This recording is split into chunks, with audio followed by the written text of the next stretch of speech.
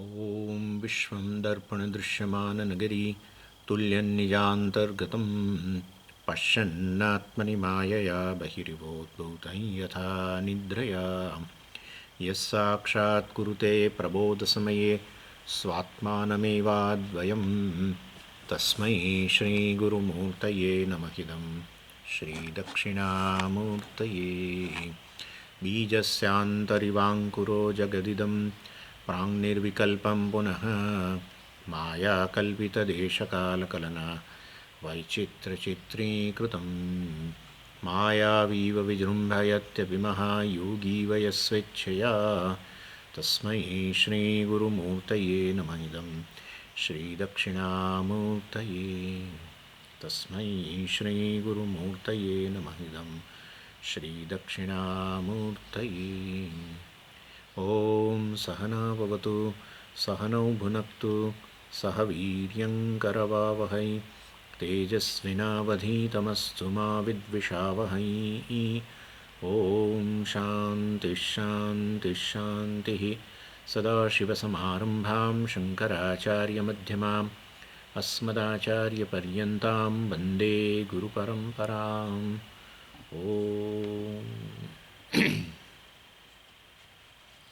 નિષ્કર્મ્ય સિદ્ધિની અંદર હવે આપણે આ 54મો પહેલા અધ્યાયનો 54મો શ્લોક જોવાના છે. આ 54મા શ્લોકનું જે ગદ્ય સંબંધ ગદ્ય જે છે, મતલબ એની પહેલાંની કડી જેમાં આ 54મો શ્લોક ઇન્ટ્રોડ્યુસ કરવામાં આવે એ સંબંધ ગદ્યમાં સુરેશ્વરાચાર્યજી એક તો પૂર્વમાં જે બધો આપણો વિષયની ચર્ચા થઈ ગયા એનો થોડોક સહેજ સાર આપે છે, અને હવે આ નવો જે ટૉપિક જે છે એ પણ સાથે સાથે અહીંયા એને ઇન્ટ્રોડ્યુસ કરે છે. શું આ પૂર્વમાં કયું આપણે ચર્ચા કરી ગયા? તો આપણે જોઈ ગયા કે કર્મ જે છે એ વાસ્તવમાં મોક્ષનું સાક્ષાત સાધન નથી, સીધું સાધન નથી. કર્મનું પોતાનું એક મહત્ત્વ છે, પરંતુ મોક્ષ જે છે મોક્ષ પ્રાપ્તિમાં એનો સીધો ફાળો નથી.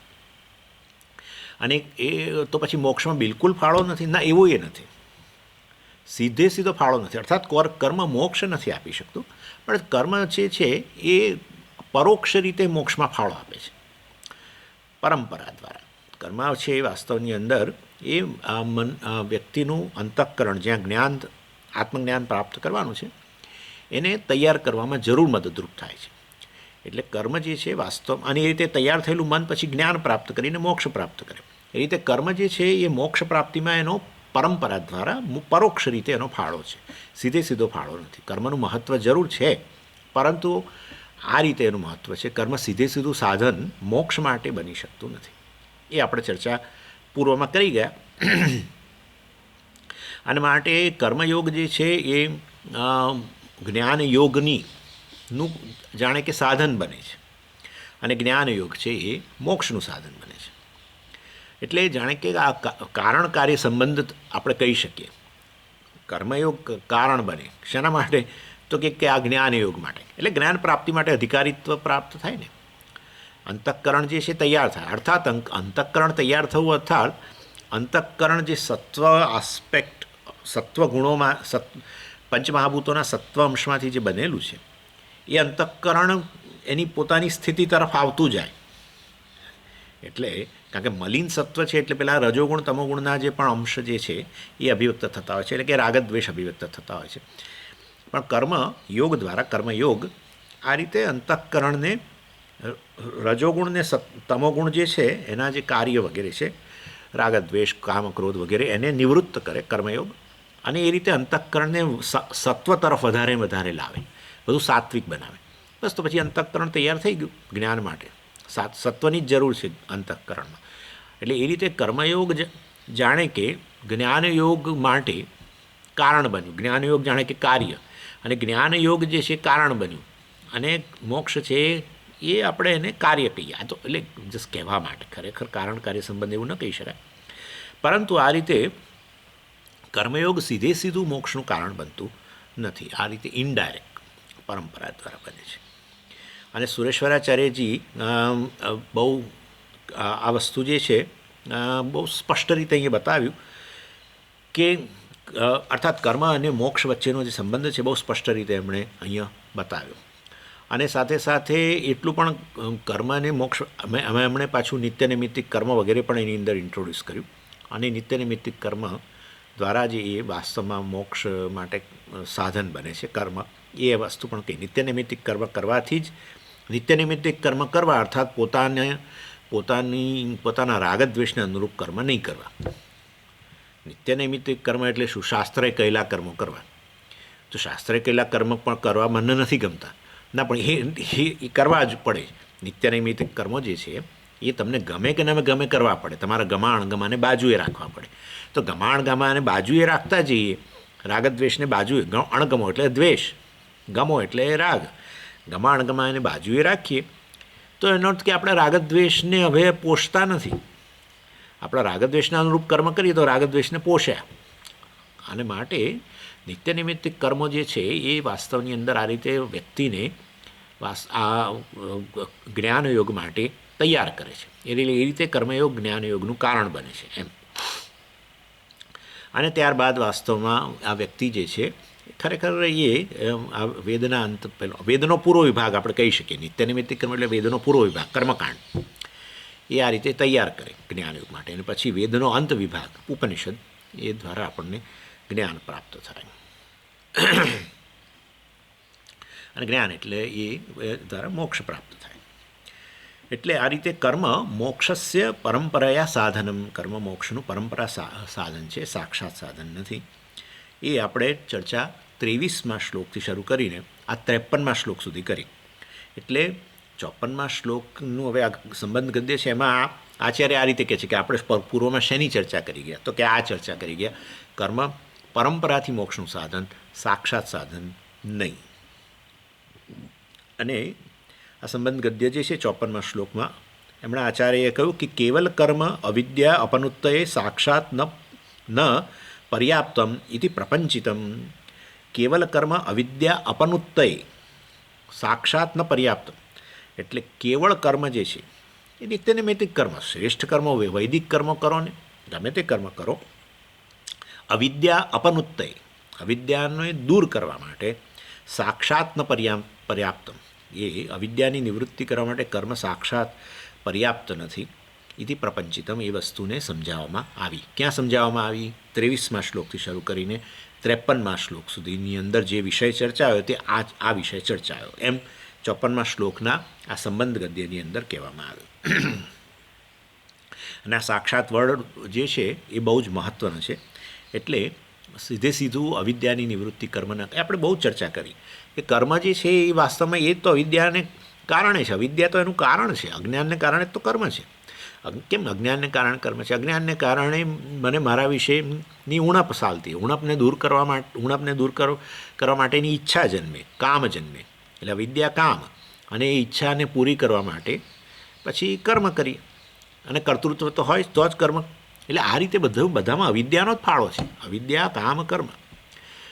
અને આ રીતે પછી કર્મફળ ભોગવીએ અને એમાંથી પાછા સંસ્કાર જન્મે અને વળી પાછા એ સંસ્કારમાંથી વળી નવી ઈચ્છાઓ જન્મે અને એ નવી ઈચ્છા જન્મી અને એમાંથી પછી એ ઈચ્છાની પૂર્તિ માટે વળી પાછા કર્મ કરીએ. કર્તૃત્વ તો રહેલું જ હોય.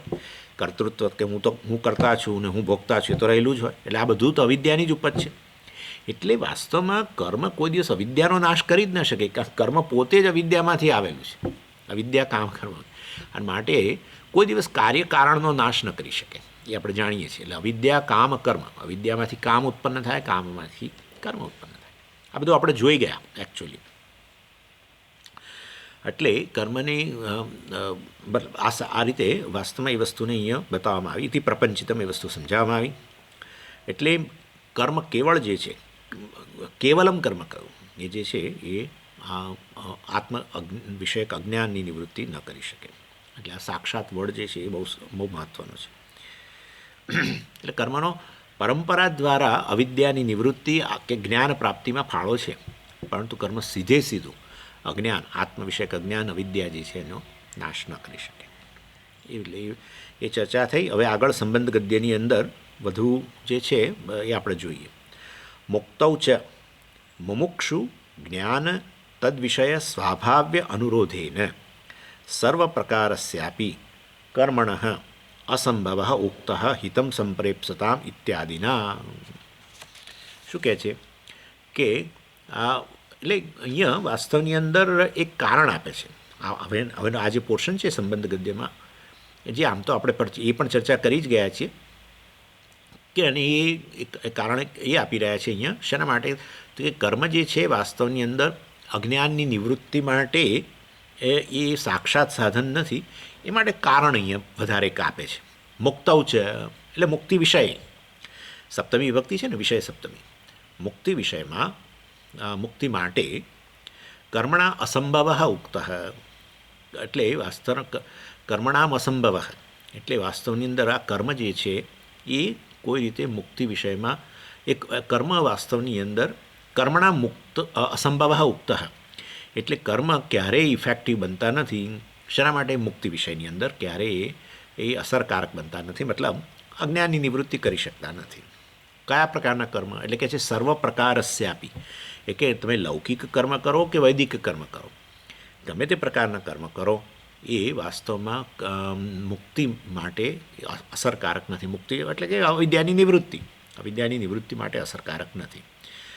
કેવી રીતે વસ્તુ આપણે સિદ્ધ કરી? એટલે કે છે મુમુક્ષુ જ્ઞાન તદ્વિષય સ્વાભાવ્ય અનુરોધેને, એટલે કે મુમુક્ષુનું સ્વરૂપ, જે મુમુક્ષુ છે સાધક જે છે એ સાધકનું સ્વરૂપનું જ વિશ્લેષણ કરવામાં આવે, પછી એ સાધક જે જ્ઞાન પ્રાપ્ત કરે એનું વિશ્લેષણ કરો, જ્ઞાન, પછી તદ વિષય એટલે જ્ઞાનોનો જે વિષય છે આત્મા જે છે એનો સ્વાભાવ્ય અનુરોધીને એટલે એનું વિશ્લેષણ કરો, તો એના પરથી આપણે સમજી શકીએ છીએ કે કર્મ વાસ્તવમાં મુક્તિ વિષયમાં એ અસરકારક નથી, અર્થાત મુક્તિ પ્રદાન કરી શકતું નથી, અવિદ્યાની નિવૃત્તિ કરી શકતું નથી.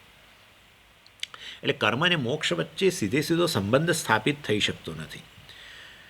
અને એ સ્થાપિત એટલા માટે નથી થતો કારણ કે આપણે જ્યારે મુમુક્ષુનું સ્વરૂપ કે આ જ્ઞાનનું સ્વરૂપ કે જ્ઞાનનો વિષય એટલે કે આત્મા વગેરેનું સ્વરૂપ જે છે એનું વિશ્લેષણ કરીએ તો આપણને ખ્યાલ આવે છે કે વાસ્તવમાં કર્મ એમાં એ મુક્તિ વિષયમાં એ સીધોનો રોલ નથી. સરળ વસ્તુ, કારણ કે મુમુક્ષુનું સ્વરૂપ શું છે કે એ જ મુમુક્ષુનું સ્વરૂપ જ આત્મા છે, અર્થાત બ્રહ્મ છે, અર્થાત મુક્ત જ છે.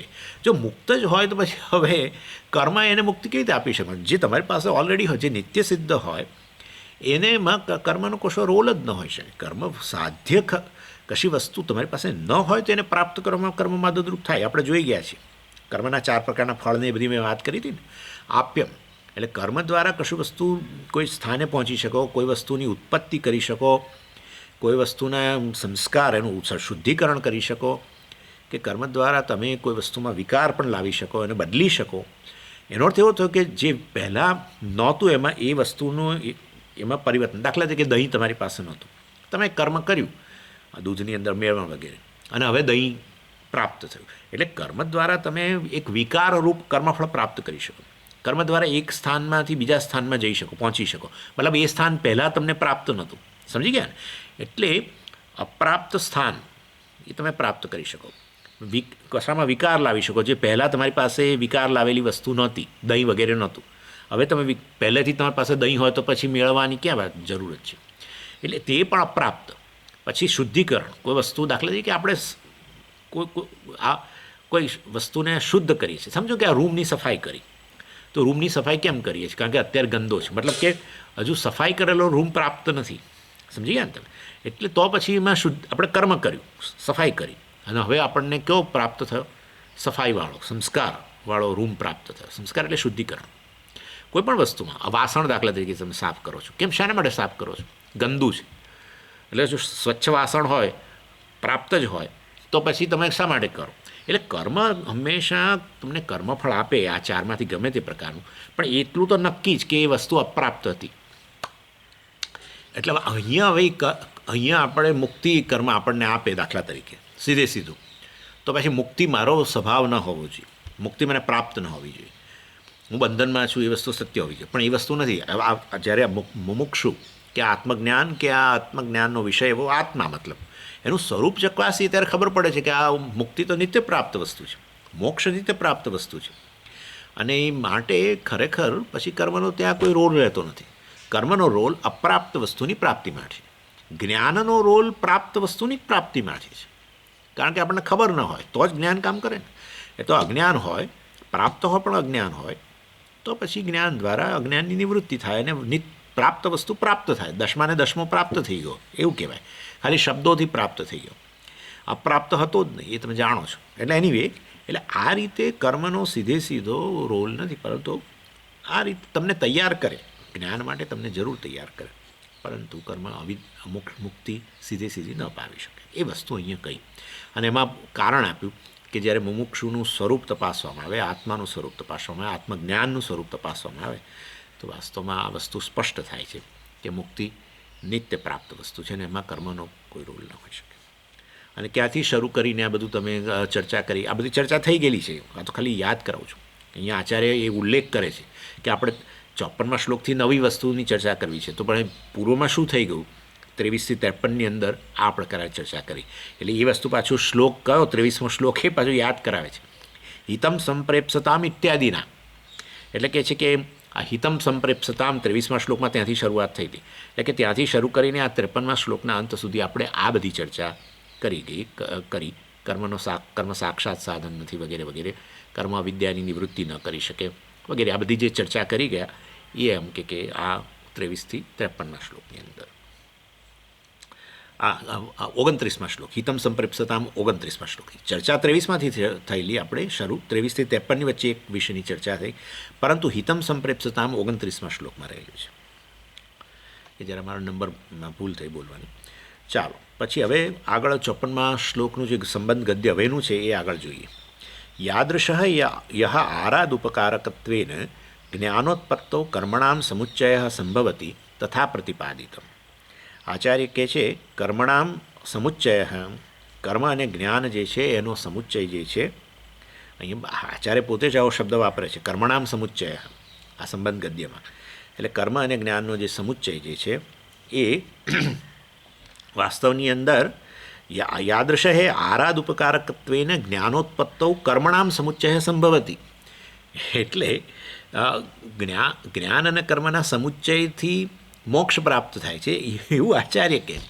તો આ તો આપણને નવાઈ લાગે. હમણાં જ તો તમે કહું કે કર્મથી મોક્ષ પ્રાપ્ત ન થાય, તો પછી હવે એમાં જ્ઞાનથી મોક્ષ પ્રાપ્ત થાય, નિત્ય પ્રાપ્ત વસ્તુ છે. અને હવે તમે કહો છો કે જ્ઞાન કર્મનો સમુચ્ચયથી મોક્ષ પ્રાપ્ત થાય, સંભવતી, મોક્ષ સંભવતી, મોક્ષ સંભવે છે જ્ઞાન કર્મના સમુચ્ચયથી. તો આ તો કઈ રીતનું છે?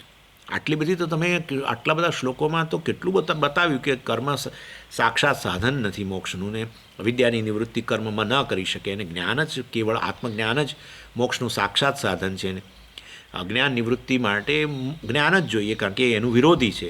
આવું બધું કરીને તમે જ્ઞાનથી મોક્ષ પ્રાપ્ત થાય તો સિદ્ધ કર્યું. હવે કહો છો કર્મ જ્ઞાનના સમુચ્ચયથી પાછું મોક્ષ પ્રાપ્ત થાય એવું કહો છો, મોક્ષ સંભાવે એવું કહો છો. એટલે આ તો બહુ વિરોધાભાસ જણાય છે. એટલે એનો આન્સર છે કે ના, અમે સમજાવીએ છીએ કે આ સમુચ્ચય દ્વારા અમે શું કહેવા માગીએ છીએ. એટલે કહીએ છીએ કે બે પ્રકારના સમુચ્ચય હોય છે. જ્ઞાન કર્મનો સમુચ્ચયની વાત કરીએ તો કહે છે કે સમુચ્ચય બે પ્રકારના હોય છે. જ્ઞાન કર્મનો સમુચ્ચય એટલે જ્ઞાન અને કર્મ સાથે સાથે કરવા મોક્ષ માટે, અથવા તો ક્રમ, પહેલાં કર્મ અને પછી જ્ઞાન, બરાબર, તોય સમુચ્ચય કહેવાય. પહેલાં કર્મ અને પછી જ્ઞાન, એટલે એક પછી એક ક્રમ હોય તોય સમુચ્ચય કહેવાય, અથવા બંને સાથે સાથે હોય તોય સમુચ્ચય કહેવાય. એટલે સમુચ્ચય બે પ્રકારના હોય. અને વાસ્તવની અંદર આચાર્ય આ પૂરેપૂરા કર્મજ્ઞાનના સમુચ્ચયના વિરોધી નથી, પરંતુ વાસ્તવની અંદર એક પ્રકારનો સમુચ્ચય સ્વીકારે છે. કયો સમુચ્ચય? ક્રમ સમુચ્ચય. ક્રમ સમુચ્ચય, ક્રમ એટલે ઓર્ડર. પહેલાં કર્મ અને એના દ્વારા અધિકારિત્વ, અંતઃકરણ તૈયાર થયું, અને પછી જ્ઞાન. એટલે આમ મોક્ષની અંદર બંનેની જરૂર પડી, પરંતુ સાથે સાથે નહીં. મોક્ષ ત્યારે જ પ્રાપ્ત થાય કે આપણે જ્ઞાન પણ પ્રાપ્ત કરવું જોઈએ, ક્લાસ વગેરે ભરવા જોઈએ, અને સાથે સાથે પૂજા વગેરે અને કર્મયોગ પણ જોડે કરવા જોઈએ. જો એક ન કરીએ તો આપણને મોક્ષ પ્રાપ્ત ન થાય. આવી વાત નથી, અજ્ઞાન જ છે, અને માટે અજ્ઞાનની નિવૃત્તિ માટે કેવળ જ્ઞાન જોઈએ. પણ એ જ્ઞાન પ્રાપ્ત કરવા માટે વાસ્તવની અંદર અંતઃકરણ તૈયાર થવું જોઈએ. માટે એના પહેલાં, જ્ઞાન પ્રાપ્ત કરતાં પહેલાં અંતઃકરણ તૈયાર કરવા માટે કર્મ જોઈએ. એમ કરીને પહેલાં કર્મ ને પછી જ્ઞાન, એમ પ્રકારનો ક્રમ સમુચ્ચયની જરૂર છે. સહસમુચ્ચય નહીં. સમજી ગયા? બે પ્રકારના સમુચ્ચય હોય, ક્રમ સમુચ્ચય, સહસમુચ્ચય. સહ એટલે સાથે સાથે. એટલે કે આવું બધું ચાલે છે ને. કેટલાય લોકો માને છે કે આવી રીતે જ્ઞાન પ્રાપ્ત કરવું જોઈએ, ક્લાસ વગેરે બરાબર છે, પણ અહીંયા તો બધું થિયોરિટિકલ જ જ્ઞાન મળશે. પછી તમારે ધ્યાન કરવું પડે, અને ધ્યાન કરીએ ને અને ત્યારે આ વાસ્તવની અંદર મોક્ષ મળે. અથવા અમુક વેદમાં રહેલા બીજા કર્મો છે એ કરવા જોઈએ. એની બધા કર્મો કરીએ તો ભલે તો પછી આપણને મોક્ષ પ્રાપ્ત થાય. એટલે જ્ઞાને પ્રાપ્ત કરો અને કર્મ પણ કરો, અને તો જ મોક્ષ મળે એ વાત નથી. એટલે એ અહીંયા આચાર્ય સમુચ્ચય જે છે એને સ્વીકારે છે, પણ આ પ્રકારનો સમુચ્ચય, કર્મ સમુચ્ચય નહીં કે સહ સમુચ્ચય. સહ એટલે સાથે સાથે નહીં. એટલે કર્મયોગ છે આ રીતે ચિત્તશુદ્ધિ, અને એના દ્વારા જ્ઞાનયોગ શક્ય બને, જ્ઞાન પ્રાપ્ત કરવું શક્ય બને. અને પછી જ્ઞાનયોગ જે છે એ આ સાધકને મુક્તિ, જ્ઞાન જ મુક્તિ. આ પાછું યાદ રાખવાનું, જ્ઞાનયોગ પછી મુક્તિ એ એવું ના હોય. જ્ઞાન જ મુક્તિ. હું મુક્ત છું એ જાણી લેવું ના મુક્તિ. અને હું ક્યારેય બંધનમાં હતો નહીં. એટલે આપણે હસવાનું પછી આપણી જાત પર. ખરો મારી જાતને જીવ માનતો હતો, અને ખરો હું મારી જાતને જન્મ મરણવાળો માનતો હતો, ખરો મારી જાતને પિતા ફલાણો પુત્ર માતા ને બધું માનીને ફરતો હતો. એટલે વાસ્તવની અંદર હું આવો હતો જ નહીં ક્યારેય, અને છુંય નહીં ને હવા થવાનોય નથી. કોઈ રીતે આ અહંકાર વગેરે સ્પર્શી શકે જ નહીં, આત્માને સ્પર્શી શકે જ નહીં. અહંકાર જ કહેવાય ને આ બધું. હું મનુષ્ય છું, કરતા છું, ભોગતા છું, પ્રમાતા છું, પિતા છું, ફલાણો છું. જે કંઈ તમે આપણે બોલીએ છીએ એમાં પેલો અનાત્મ અંશ રહેલો છે એને ખ્યાલ જ નથી આવતો આપણને. એમાં અનાત્મ અંશ રહેલો છે. જ્યારે હું પિતા કહું ત્યારે પેલું આ શરીર વગેરે આવી જ ગયું છે. હું કરતા કહું ત્યારે અંતઃકરણ આવી જ ગયું છે. હું પ્રમાતા કહું ત્યારે પેલું અંતઃકરણ આવી જ ગયું છે. અહમવૃત્તિ છે જ અંદર, અનાત્મ અંશ છે. પણ એટલે અનાત્મ અંશને આત્મામાં ઉમેરીને પછી બોલ કરીએ છીએ. અનાત્મા બિચારો ભાષે છે ને જોડે જોડે, શું કરીએ હવે? તો ભાષવાનો જ છે ને. કારણ કે હવે આ તો શેના જેવું છે કે અનાત્મા સ્વયં ભાષી શકે નહીં, અને અનાત્મા આત્માથી વાસ્તવની અંદર અભિન્ન છે. આત્મા સ્વયં ભાષે છે, એટલે આ અનાત્મા સાથે સાથે ભાષતો રહે છે. સાથે જ ભાષે, કારણ કે એ તો અભિન્ન છે. અભિન્ન તો ભાષા જ કરવાનું છે ને. એટલે આ રીતે મિથ્યા વસ્તુ જોડે ભાષે, પણ અજ્ઞાનને કારણે મિથ્યા અંશને સત્ય કહી દઈએ અને સત્યને ભૂલી જઈએ. જ્ઞાન એટલે મિથ્યા અંશનો ત્યાગ કરીએ અને સત્યમાં પ્રતિષ્ઠિત થઈએ. આટલી વાત છે. મિશ્રણ જ હોય, બધું મિશ્રણ, આખી દુનિયા મિશ્રણ. શેનું મિશ્રણ? સત્યના અમિથ્યાનું, આત્માના આત્માનું મિશ્રણ. બધું કે અહીંયા હું એ મિશ્રણ, હુંમાં મિશ્રણ અને બધે મિશ્રણ, આની અંદર એ મિશ્રણ. હા, સત્ય મિથ્યાનું મિશ્રણ ખરેખર. હા, જો તમને બરાબર સમજાય તો. હા, સત્ય મિથ્યાનું મિશ્રણ છે એની અંદર. અસ્થિભાતિ પ્રિયની રીતે કહો અથવા ચૈતન્યની રીતે કહો, આમાં રહેલું છે પણ બ્રહ્મ છે. આ ભાસી રહ્યું છે કારણ કે ચૈતન્યથી વ્યાપ્ત છે. ચૈતન્યથી વ્યાપ્ત છે માટે ભાષે છે. હા, જો ચૈતન્યથી ભાષે છે એવું નહીં સ્વીકારો તો પછી આ સ્વયં ભાષે છે એવું કહેવું પડશે. જો સ્વયં ભાસતું હોય તો પછી વાસ્તવમાં એ પોતે ચેતન હોવું જોઈએ. સ્વયં ભાષે નહીં જડ વસ્તુ, ચૈતન્યથી ભાષે. તો અત્યારે ભાસતી હોય તો ચૈતન્યથી વ્યાપ્ત જ હોવી જોઈએ. એટલે ચૈતન્યથી વ્યાપ્ત છે અને આ છે, એ બંને વસ્તુ વાસ્તવમાં હોવું ને ભાસવું, મતલબ એક જ વસ્તુ છે, હોવું ને ભાસવું. જે ભાષે એ હોય, જે હોય એ ભાષે. સરળ. માટે ભાસવું એટલે ચૈતન્યથી ભાને કારણે ભાસતું હોય તો ચૈતન્યને કારણે જ એનું અસ્તિત્વ છે. કોઈ વસ્તુ છે કારણ કે એ ભાષે છે. ઘડો છે કારણ કે ઘડો ભાષે છે, માટે ચૈતન્યથી વ્યાપ્ત છે. અથવા ઘડો ભાષે છે માટે ઘડો છે. ચાલો, કંઈ પણ કહો. એટલે હોવું ભાસવું સમગ્ર એ જડ પ્રપંચનું એ વાસ્તવમાં શેના કારણે છે? ચૈતન્યને કારણે. એનો અર્થ એવો થયો કે સત્ય અંશ, ચૈતન્ય અંશ એની અંદર રહેલો જ છે, અને બાકી નામરૂપ મિથ્યા અંશ છે. બધું મિશ્રણ જ છે. મિશ્રણનું પૃથક્કરણ કરવું, આત્મનાત્મ વિવેક. હા, મિથ્યા જે છે એ સત્ય છે, જે મિથ્યા છે એ સત્ય છે, એને જ્ઞાન કહેવાય. પણ મિથ્યા વાસ્તવમાં જેને એ ખરેખર જેને શાસ્ત્ર મિથ્યા કહે છે એને તમે સત્ય કહો, અને જે ખરેખર સત્ય છે એને ભૂલી જાઓ તો એ અજ્ઞાન છે. પણ જે વસ્તુ આ મિથ્યા છે અને ખરેખર એ સત્યથી ભિન્ન છે, અસત્યથી અભિન્ન છે, એ જાણવું એમનું જ્ઞાન.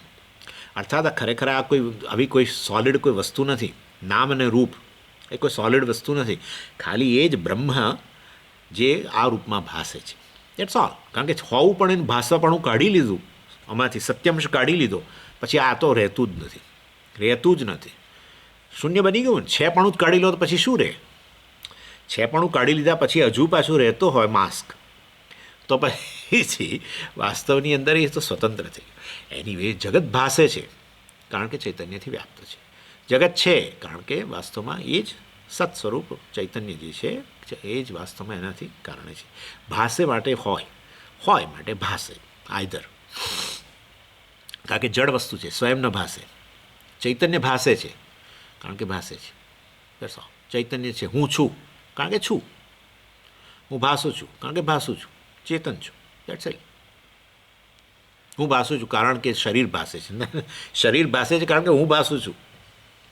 એની શરીરની ગેરહાજરીમાં તમે ભાસો છો, શરીરની ગેરહાજરીમાં તમે છો, મનની ગેરહાજરીમાં તમે છો, બુદ્ધિની ગેરહાજરીમાં તમે છો, ઇન્દ્રિયોની ગેરહાજરીમાં તમે છો, માટે તમે સ્વતંત્ર છો.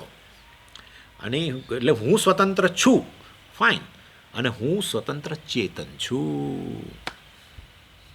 હું છું માં કહો તો તમારે હું ચેતન છું ઉમેરવું જ પડશે. ના હું નહીં ઉમેરું, ના ઉમેરું તો ના ઉમેરશો, પણ છૂટકો નથી. હું છું માટે હું ચેતન છું. That's it. You can't do anything. જગત છે કારણ કે હું છું, હું ચેતન છું. જગત સ્વતંત્ર નથી. જગતની ગેરહાજરી, મારી હાજરી, વ્યતિરેક. જગત છે કારણ કે હું છું, અન્વય. જગત છે કારણ કે હું છું, એટલે હું અન્વિત છું એની અંદર, અને અન્વય કહેવાય. જગત નથી છતાં હું છું, વ્યતિરેક. અન્વય વ્યતિરેકથી સિદ્ધ થાય. ચાલો, એની કેટલું સરળ છે આમ તમે જુઓ તો.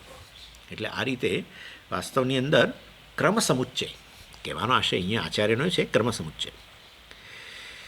અને આના માટે એક આમ ઉદાહરણ આપવામાં આવતું હોય છે.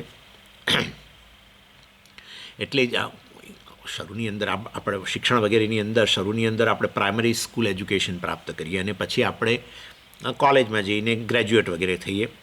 અને માટે અનેક આ તમારું જે તમે અત્યારે શિક્ષિત છો તો એની અંદર કયા પ્રકારનો સમુચ્ચય છે? ક્રમ સમુચ્ચય છે. પહેલાં આ આપણે જે ભણીએ તે શરૂઆતનું પ્રાઇમરી સ્કૂલ એજ્યુકેશન ગણો, અને પછી પેલું કોલેજનું એજ્યુકેશન.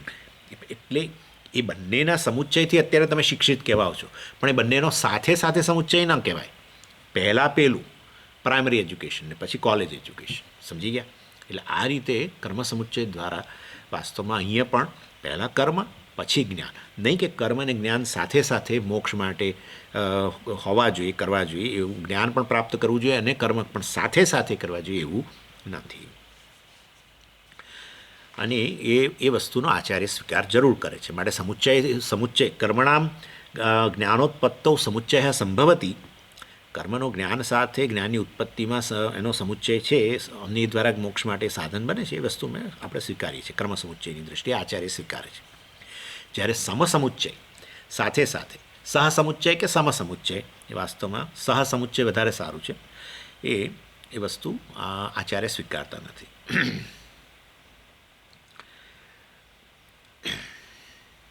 અને આ રીતે સુરેશ્વરાચાર્યજી આ વસ્તુ અહીંયા કહેવા માગે છે. એટલે કર્મનો સાક્ષાત મોક્ષમાં સાધન છે એવું એ વસ્તુની એમણે ટીકા કરી કે એવું એ વસ્તુ શક્ય નથી. પણ છતાંય કર્મનો પૂરેપૂરો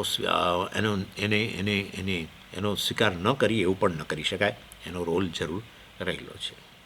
જ્ઞાન ઉત્પત્તૌ જ્ઞાનની ઉત્પત્તિ માટે યાદૃશ કર્મણામ સમુચ્ચય. જુઓ સંબંધ ગદ્યમાં યાદૃશ કર્મણામ સમુચ્ચય એટલે જે પણ પ્રકારના મતલબ કર્મનો સમુચ્ચય આ જે છે કર્મણામ યાદૃશ સમુચ્ચય, એટલે જે પ્રકારનો સમુચ્ચય જે છે એ કયા પ્રકારનો સમુચ્ચય છે? આરાદ ઉપકારકત્વેન સંભવતી. એટલે કર્મ આ રીતે છેવટે જ્ઞાનની ઉત્પત્તિ માટે, મોક્ષ માટે આ રીતે આરાત એટલે શું? દૂર રહીને, દૂરથી, અર્થાત ઇનડાયરેક્ટ પરંપરાથી એ જ્ઞાનની ઉત્પત્તિમાં કે મોક્ષમાં જરૂર એનો સમુચ્ચય શક્ય છે. શેનો? કર્મનો. કર્મ આ રીતે દૂર રહીને જ્ઞાનની ઉત્પત્તિમાં વાસ્તવમાં એટલે મોક્ષથી દૂર રહીને કે જ્ઞાનની ઉત્પત્તિથી દૂર રહીને અધિકારીત્વ પ્રાપ્ત કરાવીને વાસ્તવમાં જરૂર એનો સમુચ્ચય આપણે સ્વીકારીએ છીએ. આરાત એટલે દૂર, ઇનડાયરેક્ટ, પરોક્ષ એવું પણ કહી શકો. તથા પ્રતિપાદિતમ એ વસ્તુ પ્રતિપાદિત કરવામાં આવી. ક્યાં? પૂર્વમાં એટલે ક્યાં? આ બધા શ્લોકો 29 થી 53 કે 23 થી 53. આરાતનો અર્થ આપણે અહીંયા ક્રમ સમુચ્ચય ગણી લેવાનો. આરાત કહ્યું, દૂરથી કહ્યું, એટલે નહીં તો શું કહ્યું હતું કે સાથે સાથે, પણ આરાત કહીને દૂરથી અથવા પરોક્ષ રીતે કહ્યું, માટે પહેલાં કર્મ અને પછી જ્ઞાન. એટલે આરાત શબ્દ દ્વારા કયો સમુચ્ચય નક્કી થયો? ક્રમ સમુચ્ચય નક્કી થયો. એ આપણે સમજી જવાનું. અને આચાર્ય 51ના શ્લોકની અંદર એ આપણે જોઈ ગયા, જેમાં ભગવદ્ ગીતાના શ્લોક જે છે પેલા છઠ્ઠા અધ્યાયનો 3જો શ્લોક જે છે એ ત્યાં એમણે કોટ કરેલો. 51મા શ્લોકમાં તમને ખાલી યાદ કરાવું. આરુરુક્ષોર મુનેર્યોગમ કર્મ કારણમુચ્યતે યોગારૂઢસ્ય તસ્યૈવ શમઃ કારણમુચ્યતે. એ વસ્તુ અર્થાત આરુરુક્ષો મુનેહે યોગમ કર્મ કારણમુચ્યતે. કર્મ કારણ છે, કર્મ ઉપકારક છે મોક્ષની માટે, જ્ઞાનની ઉત્પત્તિ માટે. આરુરુક્ષો મુનેહે, જેને આ વાસ્તવમાં આરુરુક્ષો એટલે જ આરૂઢુમ ઈચ્છું, જેને હવે આ ધ્યાન યોગમાં, કારણ કે છઠ્ઠો અધ્યાય છે ને, એટલે કે નિધિધ્યાસન વગેરે, એ નિધિધ્યાસન કરીને નિષ્ઠા પ્રાપ્ત કરવી છે, એના માટે એને અધિકારી થવું જ પડે. અર્થાત જ્ઞાન પ્રાપ્ત કરવા માટે, નિધિધ્યાસન કરવા માટે, અર્થાત શ્રવણ મનન નિધિધ્યાસન રૂપી આ જ્ઞાન યોગ જે છે એના માટે કર્મ કારણ મુચ્યતે, કર્મ કારણ બને છે. અને પછી કહ્યું યોગારૂઢસ્ય તસ્યૈવ, એકવાર યોગ પર આરૂઢ થઈ ગયો, જ્ઞાન યોગ પર આરૂઢ થઈ ગયો, અર્થાત શ્રવણ મનન નિધિધ્યાસન એણે કર્યું, પછી હવે શમઃ, હવે કર્મનો કોઈ અહીંયા રોલ રહેતો નથી. શમઃ એટલે સંન્યાસ, કર્મનો ત્યાગ થઈ જવો જોઈએ. ઇન શોર્ટ કર્મનો પહેલા રોલ છે અને જ્ઞાનની સાથે સાથે એનો કોઈ રોલ નથી. એ વસ્તુ છઠ્ઠા અધ્યાયના એ 3જા શ્લોકની અંદર બહુ સ્પષ્ટપણે બતાવવામાં આવી.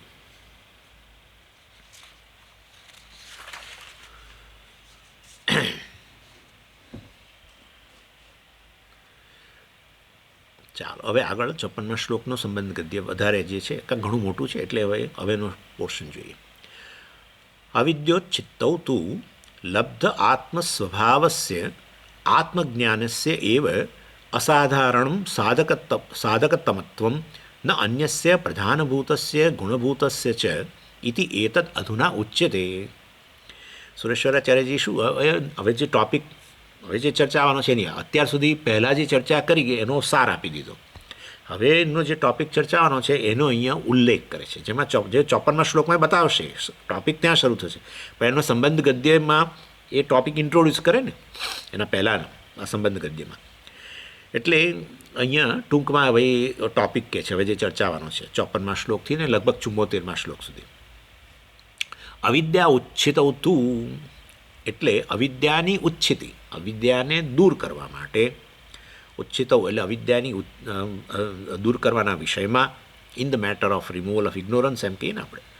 અસાધારણમ સાધકતમત્વમ એટલે આ અસાધારણમ સાધકત્વ, અસાધારણ એટલે અસાધારણ કારણ, અસાધારણ સાધન, અને સાધકતમત્વમ, સાધકતમ એટલે શું? એટલે એવું સાધન કે જે શ્રેષ્ઠ છે અને જે યુનિક, અર્થાત એના વગર એ સાધ્ય પ્રાપ્ત ન થાય. અહીંયા તો એ વાસ્તવમાં અવિદ્યાની ઉચ્છિતિ કરવા માટેનું શ્રેષ્ઠ સાધન કયું એમ એ શું છે એમ કરીને અહીંયા કહે છે. અવિદ્યા ઉચ્છિતો એટલે અવિદ્યાની ઉચ્છિતિ, અવિદ્યાને દૂર કરવા માટે શ્રેષ્ઠ અને અસાધારણ કારણ કે જેના વગર અવિદ્યા દૂર જ ન થાય, એ વાસ્તવમાં શું છે? લબ્ધ આત્મ સ્વભાવસ્ય આત્મજ્ઞાનસ્ય એવ, એટલે એ વાસ્તવમાં આત્મજ્ઞાન જ છે. અને જે વાસ્તવમાં જે અંતઃકરણ આત્મ સ્વભાવસ્ય લબ્ધ, લબ્ધ એટલે પ્રાપ્ત થયું. આત્મજ્ઞાન છે તો ખરું, તો આપણે જાણીએ છીએ આત્મજ્ઞાન ઉપનિષદમાં રહેલું છે તો બરાબર છે, પણ એ કંઈ અવિદ્યાની ઉચ્છિતિ ન કરે. આત્મજ્ઞાન જે લબ્ધ, લબ્ધ એટલે પ્રાપ્ત થયેલું, લબ્ધ ધાતુ છે ને, લબ્ધ ધાતુનો અર્થ છે મેળવવું. એટલે લબ્ધ આત્મ સ્વભાવસ્ય આત્મજ્ઞાનસ્ય, આત્માનું જેવું સ્વરૂપ છે એવું જ્ઞાન જેણે પોતાના અંતઃકરણમાં પ્રાપ્ત કર્યું છે, એ જ્ઞાન વાસ્તવમાં શ્રેષ્ઠ અને અસાધારણ કારણ છે કે સાધન છે. શાના માટે? અવિદ્યા ઉચ્છિતો, અવિદ્યાની ઉચ્છિતિ માટે. આ રીતે કહેવું પડશે, કારણ કે આ છે ને સુરેશ્વરાચાર્યજી છે, અને સુરેશ્વરાચાર્યજીની ભાષા જરા રામે છે. આ સિદ્ધિ ગ્રંથ છે, નૈષ્કર્મ્ય સિદ્ધિ ગ્રંથો પ્રમાણની અંદર આપણા સામાન્ય બીજા જે પ્રકરણ ગ્રંથો છે એ બધી મેં વાત કરેલી પહેલાં ક્લાસમાં. સિદ્ધિ ગ્રંથો જરાક એડવાન્સ ગણાય, થોડાક પ્રૌઢ ગણાય. એટલે એ જરા બહુ આમ સરળ વસ્તુ છે કે અવિદ્યાને દૂર કરવા માટે જ્ઞાન જ એકમાત્ર સાધન છે, આટલું કહી શક્યા હોત ના. એટલે આ બધું આત્મ સ્વભાવસ્ય આત્મજ્ઞાનસ્ય લબ્ધ ફલાણું ઠીકણું આ રીતે બધું કે. પણ આત્મ સ્વભાવ એટલે આત્માનું જે સ્વરૂપ છે એવું એ આવા સ્વરૂપનું જ્ઞાનસ્ય એનું જ્ઞાન પ્રાપ્ત કરેલું હોય તો જરૂર એના અંતઃકરણમાંથી શું દૂર થઈ જાય? આત્મવિષયક અવિદ્યા જે છે એની ઉચ્છિતિ થઈ જાય, દૂર થઈ જાય. એટલે હું બ્રહ્મ છું એવું પ્રકારનું જ્ઞાન જેણે પ્રાપ્ત કર્યું હોય, અર્થાત આ એટલે કહેવાનો આશય શું છે કે હું અહમ બ્રહ્માસ્મિ શાસ્ત્ર તો કહે છે, એ તો મહાવાક્ય જ છે, અહમ બ્રહ્માસ્મિ બૃહદારણ્યકોપનિષદમાં, બરાબર છે. પણ હું બ્રહ્મ છું ભલે ને શાસ્ત્ર કહેતું હોય, મારા માટે એ હકીકત છે કે નહીં? સમજ્યા? હા, હું બ્રહ્મ છું. આપણે શું થાય, અહમ બ્રહ્માસ્મિ એવું બોલીએ ખરા, પણ હજુ મારા માટે એ વસ્તુ હકીકત નહીં હોય તો પછી અવિદ્યાની ઉચ્છિતિ ના થાય. એટલે અહમ બ્રહ્માસ્મિ મહાવાક્ય છે, એ અજ્ઞાનને દૂર કરે છે. ના, અહમ બ્રહ્માસ્મિ એ મહાવાક્ય મારા માટે હકીકત બન્યું હોય તો પછી આત્મવિષયક અજ્ઞાન, કારણ કે હું બ્રહ્મ છું, મારું સ્વરૂપ છે, આત્માનું સ્વરૂપ જ છે. આત્મા બ્રહ્મથી અન્ય નથી અને બ્રહ્મ આત્માથી અન્ય નથી. સરળ વસ્તુ આટલી છે. બ્રહ્મ નામની વસ્તુ નથી આત્માથી અન્ય, આત્મા નામની વસ્તુ નથી બ્રહ્મથી અન્ય. આનું નામ જ્ઞાન. આના આત્મા એટલે કોણ? હું. આત્માનો અર્થ હું. એટલે હું બ્રહ્મથી મારાથી અન્ય બ્રહ્મ ન હોઈ શકે અને બ્રહ્મથી અન્ય હું ન હોઈ શકું. આ જેના મનમાં સ્પષ્ટ થયું, મતલબ જીવ બ્રહ્મનો ઐક્ય, આ વસ્તુ જેના માટે હકીકત બની ગઈ, એનામાં પછી આત્મવિષયક અવિદ્યાનો શું થઈ જવાનો? ઉચ્છિતિ, નાશ થઈ જવાનો. એ અહીંયા કહે છે લબ્ધ આત્મ સ્વભાવસ્ય. એટલે એ વાસ્તવની અંદર લબ્ધ આત્મ સ્વભાવસ્ય એટલે આ લબ્ધ આત્મ સ્વભાવ અર્થાત આ જ્ઞાન જેના મનની અંદર સ્પષ્ટ થયેલું છે. હું બ્રહ્મ છું પ્રકારનું જ્ઞાન જેના મનમાં કોઈ ઇન્ફોર્મેશન નહીં. ઇન્ફોર્મેશન હોઈ શકે, હું બ્રહ્મ છું એ પ્રકારની ઇન્ફોર્મેશન, શાસ્ત્ર આવું કહે છે કે હું બ્રહ્મ છું વગેરે વગેરે, પણ ખરેખર એના મનની અંદર હજુ સ્પષ્ટ નથી થયું કે હું બ્રહ્મ છું. તો પછી આ અવિદ્યા તો એમની એમ જ રહે, બંધ જ રહે. ન અન્યસ્ય, અર્થાત ન અન્યસ્ય એટલે શું? એટલે વાસ્તવની અંદર ન અન્યસ્ય એટલે આવા પ્રકારનું જ્ઞાન અવિદ્યાની ઉચ્છિતિ લાવે છે. ન અન્યસ્ય, બીજું કોઈ વસ્તુ અવિદ્યાની ઉચ્છિતિ કરતું નથી. એટલે બીજી કોઈ વસ્તુ એટલે શું? કર્મ. એટલે કર્મ જે છે એ આ રીતે અવિદ્યાની ઉચ્છિતિ ન કરી શકે. અને કયા પ્રકારનું કર્મ, કયા રૂપમાં રહેલું? પ્રધાનભૂતસ્ય ગુણભૂતસ્ય છે. એટલે કર્મ પ્રધાન અને જ્ઞાન ગૌણ, અથવા તો ગુણભૂતસ્ય. કર્મ એટલે પ્રધાનભૂતસ્ય એટલે વાસ્તવની અંદર સમુચ્ચયમાં બે વસ્તુ હોઈ શકે ને, ક્યાં તો જ્ઞાનની પ્રધાનતા અને કર્મ ગૌણ, અથવા કર્મની પ્રધાનતા અને જ્ઞાન ગૌણ.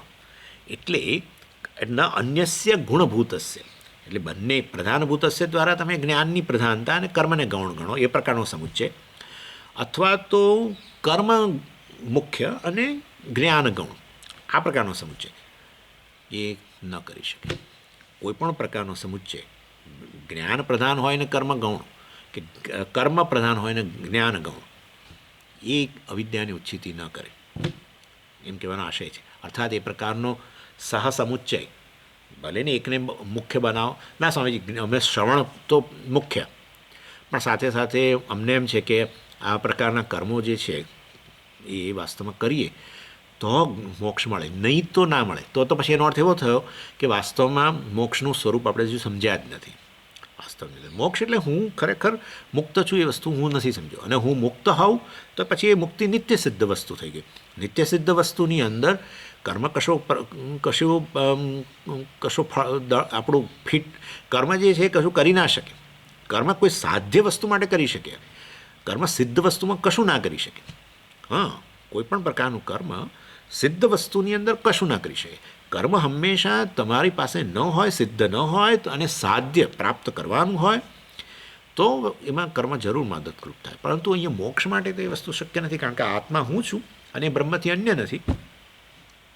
અને હું એકચ્યુઅલી અહમના રૂપમાં વાસ્તવમાં બ્રહ્મ જ ભાસી રહ્યું છું. બીજું શું ભાસે? જે સ્વયં પ્રકાશ હોય એ ભાસ્યા જ કરવાનું છે.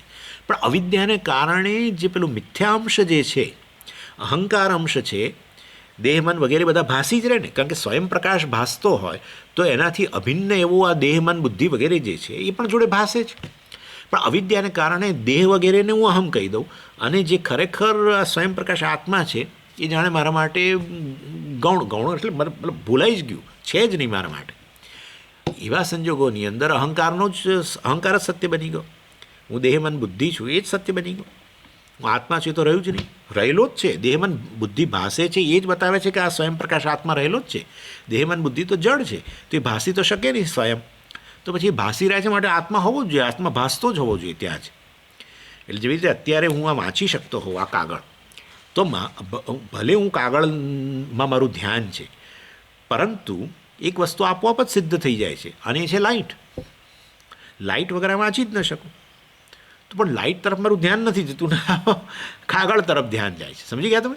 એટલે કહેવાનો આશય છે કે આ નિત્ય સિદ્ધ વસ્તુ રહેલી છે, આત્મા રહેલો છે એવું કેવી રીતે કહેવાય? અરે ભાઈ શરીર મન બુદ્ધિ ભાસે છે, ખરા ભાસે છે, બસ તો પછી આત્મા છે. થઈ ગયું. કોઈ પણ વસ્તુનો અનુભવ થઈ રહ્યો છે, શરીરનો અનુભવ થઈ રહ્યો છે, બસ તો છે આત્મા. શરીર ભાસે છે માટે આત્મા ભાસે છે. આત્મા સ્વયં ભાસે છે, શરીર અનુભાસે છે, અનુભાતી. પરંતુ અજ્ઞાનને કારણે આપણે પેલું જે ભાસે છે અને એના કારણે ચેતન જણાય છે એને જ આપણે આત્મા કહીએ છીએ. આટલો પ્રશ્ન છે. એટલે આ રીતે વાસ્તવની અંદર હવે મતલબ કે હું તો નિત્ય સિદ્ધ વસ્તુ છું, સ્વયં ભાસું છું. જોઈ ગયા ને આપણે ગઈકાલે પંચદશીમાં. પરંતુ તોય હજુ એમ કહીએ કે કર્મનો ગૌણ રોલ તો ખરો જ, એ મુક્તિ તરફ આમ ધક્કો મારવા માટે. મુક્તિ તરફ, અરે પણ મુક્ત છું જ પછી કયો ધક્કો મારવાનો? ધક્કો ત્યારે મારવો પડે કે તમારાથી મુક્તિ દૂર હોય તો તમને એમ થાય કે આ વસ્તુ હું જે સ્પીડે જઈ રહ્યો છું એને જરાક આમ વધારે વેગ આપવા માટે ચાલો. મુખ્ય વસ્તુ જ્ઞાન, પણ ગૌણ અર્થમાં ગૌણ રૂપે કર્મ પણ. માટે સમુચ્ચય તો શક્ય જ નથી.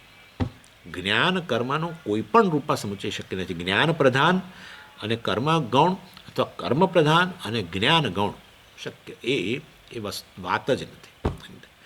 અવિદ્યાની નિવૃત્તિ માટે, આત્મ વિષયક અવિદ્યા કે અજ્ઞાનની નિવૃત્તિ માટે બિલકુલ રોલ નથી. એ અહીંયા કહે છે પ્રધાનભૂતસ્ય ગુણભૂતસ્ય ન અન્યસ્ય. અન્યસ્ય એટલે આ કર્મ, પણ એ પ્રધાનભૂત એટલે આવું જ્ઞાન પ્રધાન કર્મ ગૌણ અથવા ગુણભૂત, અર્થાત કર્મ મુખ્ય અને જ્ઞાન ગૌણ જે પણ, એ વાસ્તવમાં એનો રોલ નથી.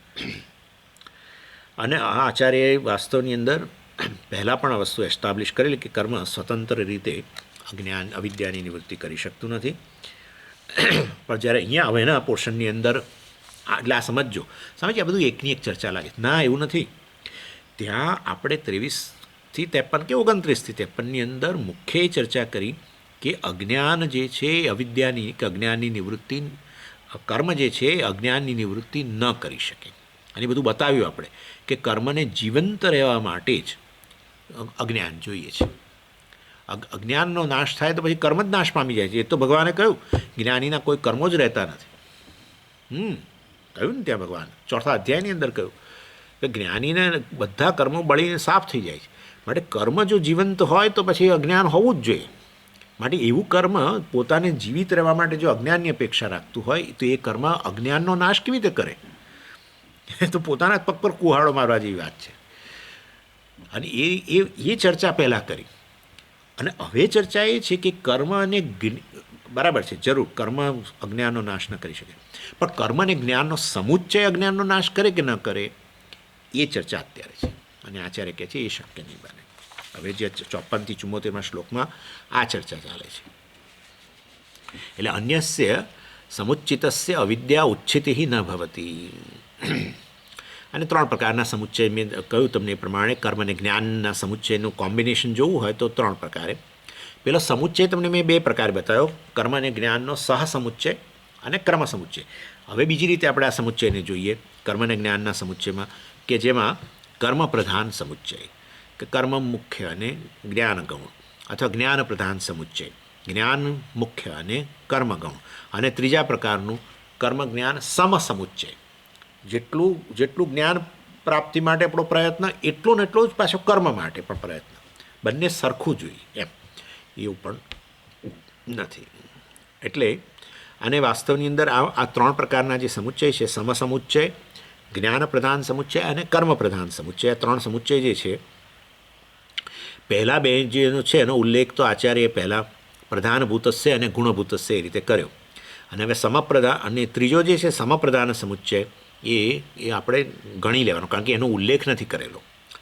જ્યારે અહીંયા હમણાં કહ્યું ને, ન અન્યસ્ય પ્રધાનભૂતસ્ય ગુણભૂતસ્ય એમ કરીને આચાર્ય ઉલ્લેખ કર્યો સમુચ્ચયનો, પણ એમાં બે જ થયા.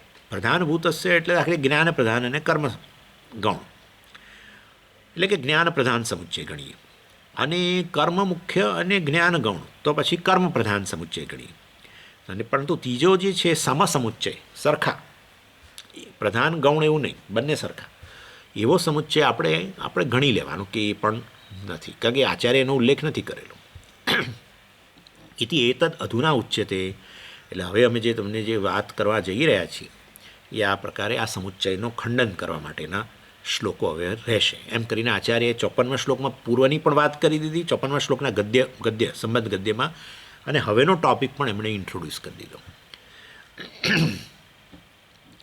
એટલે આમ આના જ્ઞાન કર્મ સમુચ્ચયની વાત તો સમજી પહેલાં આવેલી છે, આપણે એનો ઉલ્લેખ કરેલો ખાલી 20મા શ્લોકથી માંડીને 22મા શ્લોક સુધી, અને કહ્યું હતું કે આ બધી વસ્તુઓ છે. કર્મથી મોક્ષ મળી શકે નહીં, જ્ઞાન કર્મના સમુચ્ચયથી મોક્ષ મળે નહીં. એટલે કર્મથી મોક્ષ મળે ન મળે એ તો પહેલાં વાત થઈ ગઈ, કારણ કે કર્મ અવિદ્યાની નિવૃત્તિ ન કરી શકે વગેરે વગેરે. અને હવે પેલો ટોપિક લાવે છે કે કર્મ અને જ્ઞાનના સમુચ્ચયથી, કેવળ કર્મથી તો ન જ મળે પણ જ્ઞાન કર્મના સમુચ્ચયથી પણ મોક્ષ ન મળે. એ આચાર્ય અહીંયા હવે એ ટોપિક લાવીને એનું ખંડન, મતલબ કે એનો નિષેધ કરશે કે એવું શક્ય નથી. ક્યાં સુધી ચાલશે તો કે 79મા શ્લોક સુધી ચાલશે આ વસ્તુ, 54થી 79, 74 નહીં, 79મા શ્લોક સુધી. અને તો પછી હવે તો 3 સમુચ્ચય છે, એમાંથી કયા સમુચ્ચયનું પહેલાં ખંડન કરશે? હે ને, કર્મ પ્રધાન સમુચ્ચય, જ્ઞાન પ્રધાન સમુચ્ચય અને સમસમુચ્ચય, એમાંથી કોનું પહેલાં ખંડન કરશે? એટલે કે છે કે અહીંયા પહેલાં આ 54મા શ્લોકની અંદર આ કર્મ પ્રધાન સમુચ્ચય જે વાદ છે એને ઇન્ટ્રોડ્યુસ કરે છે, અને પછી એનું ખંડન પણ કરશે. તત્ર જ્ઞાનમ ગુણભૂતમ તાવદ હેતુ ઇતિ એતદ આહ. ગુણભૂતમ, ગુણ એટલે ગૌણ, ગુણ એટલે ગૌણ, એટલે તત્ર જ્ઞાનમ ગુણભૂતમ, જ્ઞાન ગૌણ એવો સમુચ્ચય કે જેમાં જ્ઞાન ગૌણ, એટલે કયો પ્રકારનો સમુચ્ચય થયો? કર્મ પ્રધાન, કર્મ પ્રધાન સમુચ્ચય, કર્મ મુખ્ય અને જ્ઞાન ગૌણ એવા પ્રકારના સમુચ્ચયથી અવિદ્યાની ઉચ્છિતિ અથવા તો મોક્ષ પ્રાપ્ત થાય કે ન થાય એ વાસ્તવની અંદર એ અહીંયા એની ચર્ચા થશે. તત્ર જ્ઞાનમ ગુણભૂતમ તાવદ હેતુ ઇતિ એતદાહ. તત્ર એટલે એ સંબંધની અંદર, આ સમુચ્ચયના સંદર્ભની અંદર જ્ઞાનમ ગુણભૂતમ એટલે જ્ઞાન ગૌણ છે અને કર્મ પ્રધાન છે. તાવદ અહેતુ ઇતિ એતદાહ. એ વાસ્તવમાં અજ્ઞાનને દૂર કરવા માટે કારણ, અહેતુ, હેતુ એટલે કારણ, અહેતુ કારણ નથી, તાવદ એટલે તેના માટે, એટલે તેના માટે એટલે શેના માટે, શેની ચર્ચા કરી હમણાં? અવિદ્યાની ઉચ્છિતિ માટે, અવિદ્યાનો નાશ કરવા માટે આ પ્રકારનો સમુચ્ચય કે જેમાં જ્ઞાન ગૌણ હોય અને કર્મ પ્રધાન હોય, અર્થાત કર્મ પ્રધાન સમુચ્ચય જે છે એ અજ્ઞાનને દૂર કરી શકે કે ન કરી શકે? તો કે ન કરી શકે. અહેતુ એ એનું કારણ ન બને, આવો સમુચ્ચય અજ્ઞાનને દૂર કરવા માટે, નાશ કરવા માટે. એ વસ્તુ મેં તમને બતાવી છે કે કેમ ન બને. એથી એતદાહ એ હવે અમે તમને કહીએ છીએ. એમ કરીને હવે 54મા શ્લોક ઇન્ટ્રોડ્યુસ કરે છે. આટલું સંબંધ ગદ્ય થયું. 54મા શ્લોકના સંબંધ ગદ્યમાં 29થી 53માં જે ચર્ચા થઈ ગયેલી એનો સાર આપ્યો કે અવિદ્યા કેવળ કર્મ જે છે અજ્ઞાનનો નાશ ન કરી શકે, મોક્ષ પ્રાપ્ત ન કરાવી શકે. અને સાથે સાથે હવેનો વિષય જે છે 54થી 79મા શ્લોકનો વિષય, જ્ઞાન કર્મનો સમુચ્ચયથી પણ અવિદ્યાનો નાશ ન થાય એ હવે કહ્યું. અને હવે શ્લોક ઇન્ટ્રોડ્યુસ કરે છે. સન્નિપત્ય ન ચ જ્ઞાનમ કર્મા જ્ઞાનમ નિરસ્યતિ સાધ્ય સાધન ભાવત્વાત એકકાલાનવસ્થિતે. એટલે પહેલાં તો રજૂ કરે છે કે સન્નિપત્ય ન ચ જ્ઞાનમ કર્મ અજ્ઞાનમ નિરસ્યતિ. સન્નિપત્ય કર્મ અજ્ઞાનમ ન નિરસ્યતિ, એટલે આ કર્મ અજ્ઞાનનો નાશ ન કરી શકે. એ તો બરાબર છે. જ્ઞાનમ સન્નિપત્ય ચ, એટલે એ જ્ઞાનનો સહારો લેતો પણ કર્મ જ્ઞાનનો સહારો લે, અર્થાત કર્મ પોતે મુખ્ય પણ ગૌણ રૂપમાં જ્ઞાન એમ. એટલે એ એવું કર્મ જે છે જેણે જ્ઞાનનો સહારો લીધો, ટેકો લીધો, ગૌણ રૂપે રહેલું હોય જ્ઞાન, એવું કર્મ પ્રધાન સમુચ્ચય અજ્ઞાનમ ન નિરસ્યતિ, એ અજ્ઞાનનો નાશ ન કરી શકે.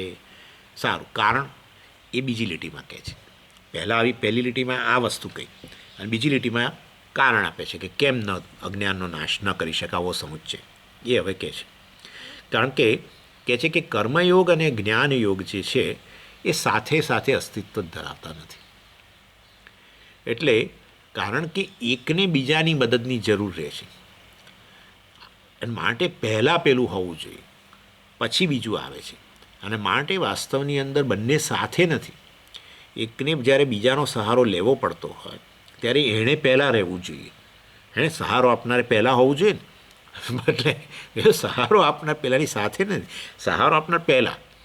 અને માટે વાસ્તવની અંદર કર્મને જ્ઞાનનો સમુચ્ચય એ રીતે શક્ય ન બને. પણ એ બંને એકબીજાની સાથે, એકબીજાની નજીક રહીને, સાથે સાથે રહીને કેમ ન કરી શકે? મોક્ષ અવિદ્યાનો નાશ કેમ ન કરી શકે? એટલે કે છે જ્ઞાનયોગ જે છે એ તો વાસ્તવમાં વેદાંતનો જે વિષય છે એની સમજ છે, આત્માની સમજ છે. અને એ સમજ ત્યારે જ શક્ય બને કે જ્યારે અંતઃકરણ તૈયાર હોય, અંતઃકરણમાં શુદ્ધિ હોય. અને એ અંતઃકરણમાં શુદ્ધિ લાવવા માટે પહેલાં કર્મયોગ હોવો જરૂરી છે. માટે જ્ઞાન શ્રવણ મનન નિધિધ્યાસન ચાલતું હોય ત્યારે કર્મયોગની જરૂર નથી. એ શ્રવણ મનન નિધિધ્યાસન રૂપી જ્ઞાનયોગ માટે એ જ્યાં ઉત્પન્ન થવાનું છે એ જ્ઞાન એ અંતઃકરણ જે છે એ અંતઃકરણને તૈયાર કરવું પડે. એ અંતઃકરણને તૈયાર કરવા માટે કર્મયોગ એ પહેલાં હોવું જરૂરી છે. માટે કર્મયોગ અને જ્ઞાનયોગ સાથે સાથે નથી. સમજી ગયા? એટલે કર્મયોગ અને જ્ઞાનયોગને એકબીજાની સાથે ન રહી શકે. માટે જરૂર શરૂમાં કર્મયોગ એ દ્વારા અંતઃકરણ તૈયાર થવું અને પછી વાસ્તવની અંદર એ કેવળ જ્ઞાનની જ જરૂર રહે છે મોક્ષ માટે કે અવિદ્યાની નિવૃત્તિ માટે. એટલે કર્મયોગ તો જ્ઞાનયોગ માટેનું કારણ બને છે ને, અને માટે એણે પહેલાં હોવું જરૂર બને છે, અથવા કર્મયોગ જ્ઞાનયોગનું સાધન બને છે એમ કહીએ. એટલે એ દૃષ્ટિએ અને એ અંતઃકરણ તૈયાર થઈ ગયા પછી કર્મયોગની તો જરૂર જ નથી રહેતી ખરેખર તો, અને પછી તો જ્ઞાનની જ જરૂર છે. માટે કર્મયોગ અને જ્ઞાનયોગ ખરેખર સાથે સાથે રહેતા નથી. એટલે કર્મયોગે પોતાનું કામ જરૂર કરવું જ જોઈએ પહેલાં, અને પછી જ્ઞાનયોગ છે બાકીનું કામ, અવિદ્યાની નિવૃત્તિનું કામ પછી કરી લેશે. માટે એ લોકો સાથે પ્રોક્સિમિટી, એકબીજાની સાથે સાથે રહેતા નથી. બંનેનું સહ અસ્તિત્વ આપણે ગણતા નથી કર્મ અને જ્ઞાનનું, એ આ દૃષ્ટિએ. એનીવે, અને પરંતુ દાખલા તરીકે જ્ઞાનીઓએ કર્મ તો કરતા જ હોય છે, એની બધા કર્મયોગ જેવા જ છે ને. અને એક તો ભગવાને જ્ઞાનીઓને કહ્યું કે તમે લોક સંગ્રહ માટે પણ કર્મ તો કરો. તો એનો અર્થ એવો થયો કે જ્ઞાનીઓ જ્ઞાન પણ ધરાવે છે અને સાથે સાથે કર્મ પણ કરે છે. અને એક કર્મ સકામ કર્મ તો છે જ નહીં, એ તો બધા લોક સંગ્રહના કામ છે. કર્મયોગ જેવા જ સાત્વિક કર્મ જ થતા હોય છે જ્ઞાનીઓ દ્વારા. તો કર્મ અને જ્ઞાનનું તો સાથે અસ્તિત્વ છે. તમે આવું ક્યાંથી કહો છો? ભગવાન જ્ઞાની કહે છે તમે કર્મ કરો. એટલે કહે છે કે આ બધા જો તમે કર્મ નહીં કરો તો વાસ્તવની અંદર લોકો બધા કર્મ છોડીને બેસી જશે, તમને રોલ મોડેલ માનનારા. અને પછી ભગવાન પોતાનું દૃષ્ટાંત આપે છે, મારે કશું પ્રાપ્ત કરવાનું નથી, હું તો પૂર્ણ કામ છું વગેરે આમ તેમ, અને છતાં હું કેવો પ્રવૃત્ત છું. જો અત્યારે હું અવતાર લઈને આવ્યો છું અને કેટલું કામ કરું છું. માટે જ્ઞાન કર્મનો સમુચ્ચય તો રહે છે. અને ભગવાન જ્ઞાનીને સલાહ આપે છે કે તમે કર્મ કરો. લોક સંગ્રહ એવા આપી સંપશ્યન ન કર્તુમાં રસી. અને માટે આ સુરેશ્વરાચાર્યજી કેમ આવું બોલે છે? બંને સાથે રહે છે, બંને સાથે રહેવાની સલાહ આપે છે ભગવાન. તો પોતાનું ઉદાહરણ આપે છે, જ્ઞાન ધરાવે છે પરમેશ્વરની છતાં છતાં કેટલું કર્મ કરે છે. અને બધા કર્મયોગના જ સાત્વિક કર્મો જ છે બધા, કોઈ સકામ કર્મ તો છે જ નહીં. તો કર્મયોગને જ્ઞાનયોગ સાથે જ રહે. એટલે વાસ્તવની અંદર એટલે આ કર્મ જે છે વાસ્તવમાં એ જ્ઞાનીઓ માટે કર્મ જે છે કોઈ પ્રકારે કોઈ રોલ, જ્ઞાની માટે કર્મયોગ બિલકુલ એનું એનું એનો એની એની કોઈ કોઈ અસરકારકતા જ નથી. બે રીતે, એક તો જ્ઞાની પોતે અકર્તા છે એવું જાણે છે, માટે એનાથી થતા કર્મો કર્મ જ નથી, ખરેખર તો ચેષ્ટાઓ જ છે. બીજી વસ્તુ, કર્મયોગનું જે પ્રયોજન છે એ પ્રયોજન જ જ્ઞાનીને જરૂર નથી. એ પ્રયોજનની શું કર્મયોગનું પ્રયોજન? અંતઃકરણ શુદ્ધિ. શેના માટે? જ્ઞાન માટે. પતી ગયું છે કામ, કામ જ પતી ગયું છે, અને માટે વાસ્તવની અંદર એને તો જરૂર જ નથી. એટલે કર્મ કરી રહ્યો હોય તો પણ એ કંઈ ખરેખર કોઈ પ્રયોજન માટે નથી કંઈ કરતો. એટલે જ્ઞાનીની માટે વાસ્તવની અંદર આ કર્મયોગનો કોઈ ફાળો રહેતો નથી. અને આને આપણે કર્મ જ નથી કહેતા. જ્ઞાનીથી થતા કર્મ જે છે એ કર્મ જ નથી ખરેખર તો. એ આગામી કર્મો રહ્યા જ નથી એના માટે, કારણ કે એટલે એ ભવિષ્યમાં કશું પુણ્ય ઉત્પન્ન કરશે અને પછી એને કંઈક રીતે મદદરૂપ થશે, કશું છે જ નહીં. કર્તૃત્વ ન રહ્યું હોય ત્યાં કર્મ રહેતું નથી, કેવળ ચેષ્ટા રહે છે. એનીવે, એટલે આ રીતે વાસ્તવની અંદર જ્ઞાનીના સંદર્ભમાં તમે આવું કશું ગણશો નહીં, એ આપણે અહીંયા કહીએ છીએ. અને આ નિત્ય નિમિત્ત કર્મો વગેરે જે છે એ પેલા સાધક માટે જરૂર, એ સાત્વિક કર્મો વગેરે જે છે, પંચમહાયજ્ઞ વગેરે જે છે એ જરૂર એ પેલા સાધકને મદદરૂપ થાય છે અંતઃકરણ શુદ્ધિની અંદર. અને એ સાધક ભલેને, પણ એ સાધકે તો પછી જ્ઞાન તો પ્રાપ્ત કરે જ છે. અત્યારના ગૃહસ્થ ગણો ને સ્વામીજી, અત્યારે ગૃહસ્થ સાધકો છે તો કર્મય કરે છે અને સાથે સાથે તમારા ક્લાસે ભરે છે, જ્ઞાને પ્રાપ્ત કરે છે, તો બેનો સાથે તો સમુચ્ચય તો થયો. એટલે આપણે કહીએ છીએ કે એ અત્યારે જે જ્ઞાન પ્રાપ્ત કરે છે વાસ્તવમાં એ સત્કર્મ જ છે, ખરેખર તો સત્કર્મ જ છે. એટલે કર્મયોગની જરૂર હોય તો પછી અંતઃકરણ તૈયાર થયું નથી, અને અંતઃકરણ તૈયાર ન હોય તો જ્ઞાન થવાનું નથી. એટલે એ સંજોગોની અંદર એ જ્ઞાન ભલે પ્રાપ્ત કરતો હોય, પણ એ જ્ઞાન એ અત્યારે એની ચિત્તની શુદ્ધિ લાવવા માટે બહુ જરૂરી છે. અને માટે વાસ્તવની અંદર જે ગૃહસ્થો અત્યારે પણ જ્ઞાન પ્રાપ્ત કરી રહ્યા છે, પરંતુ એમને કર્મયોગની પણ આવશ્યકતા જણાય છે, કારણ કે અંતઃકરણ શુદ્ધિની જરૂર છે. તેવા સંજોગોમાં એ જ્ઞાન પ્રાપ્ત કરવાની ક્રિયા, એમનું શ્રવણ વગેરે છે, પણ એ ચિત્ત શુદ્ધિમાં મદદરૂપ થાય છે. પરંતુ જ્ઞાન જ્યારે ખરેખર એનું પોતાનું કાર્ય કરે એ ત્યારે જ કરે કે જ્યારે સાધન ચતુષ્ટય સંપત્તિ હોય, શુદ્ધિ હોય, અને ત્યારે તો પછી કર્મનો કોઈ રોલ જ રહેતો નથી, કારણ કે ચિત્ત શુદ્ધિ જ પ્રાપ્ત કરવું એ પ્રયોજન હતું. પછી કર્મયોગનો કોઈ રોલ જ રહેતો નથી. એ રીતે સાધકની વાત કરો તો આ પ્રકારની વ્યવસ્થા છે, જ્ઞાનીની વાત કરો તો જરા જુદી વ્યવસ્થા છે, આપણે જોઈ ગયા. એટલે સુરેશ્વર રાજા કહે છે કે કોઈ પણ કાળે એક જ યોગ કામ કરતો હોય છે, જ્ઞાન યોગ અથવા તો કર્મયોગ. કર્મ અને જ્ઞાન બંને સાથે નથી જઈ શકતું. એમાં પેલું પ્રધાન કે આ પ્રધાન કશું. અને આપણી ઓરિજિનલ વૈદિક સ્કીમ તો આવી જ હતી કે ગૃહસ્થાશ્રમ જે છે એમાં કર્મની પ્રધાનતા, એટલે કર્મને યોગની દૃષ્ટિએ કરવા, અને ચિત્ત શુદ્ધિ પ્રાપ્ત થઈ ગઈ એટલે કર્મનું કામ પતી ગયું, અને પછી એ જ ગૃહસ્થ સંન્યાસ વગેરે લઈને કેવળ જ્ઞાન પ્રાપ્ત કરતા. એટલે કોઈ પણ કાળે એક જ યોગ હાજર હતો. અને અત્યારે જરા બંને સાથે સાથે જણાતા હોય ત્યારે પણ વાસ્તવની અંદર ખરેખર તો એ શ્રવણ વગેરે પણ જે છે એ ચિત્ત શુદ્ધિમાં મદદરૂપ થતું હોય છે. કર્મયોગ તો થાય જ, પરંતુ શ્રવણ વગેરે કરી રહ્યા હોય તો પણ ચિત્ત શુદ્ધિમાં મદદ થાય છે, કારણ કે ચિત્ત શુદ્ધિ વગર ખરેખર જ્ઞાન થતું જ નથી. માટે જ્ઞાનયોગ હાજર જ નથી, પણ છતાંય આ રીતે શ્રવણ કરતા હોય તો એને ચિત્ત શુદ્ધિમાં જરૂર મદદરૂપ થાય છે. ચિત્ત શુદ્ધિ થઈ ગયા પછી કર્મયોગનો તો કોઈ ફાળો રહેતો જ નથી, કેવળ જ્ઞાનથી જ અવિદ્યાની નિવૃત્તિ થાય છે. માટે કોઈ પણ કાળે સમુચ્ચય નથી હોતો, એક જ વસ્તુ હોય છે. એ વસ્તુ અહીંયા કહેવામાં આવે છે. એનીવે, એટલે શું કહે છે? સાધ્ય સાધન ભાવત્વાત, 54મા શ્લોકની બીજી લાઈન, જેમાં હેતુ આપવામાં આવ્યો કેમાં સમુચ્ચય કામ નથી કરતો. એમાં કહે છે સાધ્ય સાધન ભાવત્વાત, એટલે કર્મયોગ છે સાધન છે અને જ્ઞાનયોગ સાધ્ય છે, એવો ભાવ રહેલો છે, એવો સંબંધ રહેલો છે. માટે એક કાલ અનવસ્થિતે હે, માટે બંને સાયમલ્ટેનિયસલી, સાથે ને સાથે એક જ કાળે બંને સાથે કાર્યશીલ હોય, પ્રવૃત્ત હોય, કર્મયોગ અને જ્ઞાનયોગ, એવું ન બને. સાધન સાધ્યનો સંબંધ હોય તો સાધન વગેરે પહેલાં હોવું જોઈએ, પછી જ સાધ્ય આવે ને, નહીં તો કેવી રીતે સાધ્ય આવે? એટલે જ્ઞાનયોગ સાધ્ય છે, કર્મયોગ સાધન છે, માટે સાધન પહેલાં હોય. એટલે આ રીતે સાધ્ય સાધન બંને સાથે ન હોઈ શકે. જો સાધ્ય અને સાધન બંને જોડે હોય તો પછી વાસ્તવની અંદર સાધ્યની ઉત્પત્તિ જ ન થાય. સાધન પહેલાં હોય, સાધ્ય પછી હોય. પછી સંબંધ ગદ્ય જે છે એની અંદર કહે છે સમપ્રધાનયો અપી અસંભવ. એટલે સમપ્રધાન, હવે તમે સમજી ગયા છો. સમપ્રધાન એટલે વાસ્તવની અંદર આ બંનેનું બંને સરખા. એ ત્રીજો જે ટોપિક છે સમુચ્ચયવાદનો, કે સમસમુચ્ચય, જેને આપણે કહ્યું સમસમુચ્ચય, બંને સરખા. એક પ્રધાન એક ગૌણ એવું નહીં, પણ એ પણ આચાર્ય કે છે એ પણ સ્વીકારી શકાય એવું નથી. સમપ્રધાન અપી અસંભવ, અર્થાત અવિદ્યાની નિવૃત્તિ કે મોક્ષ માટે બંને સરખા પ્રમાણમાં, એક ગૌણ એક પ્રધાન એવું નહીં, બંને સરખા પ્રમાણમાં બંને સરખા પ્રમાણમાં હોય.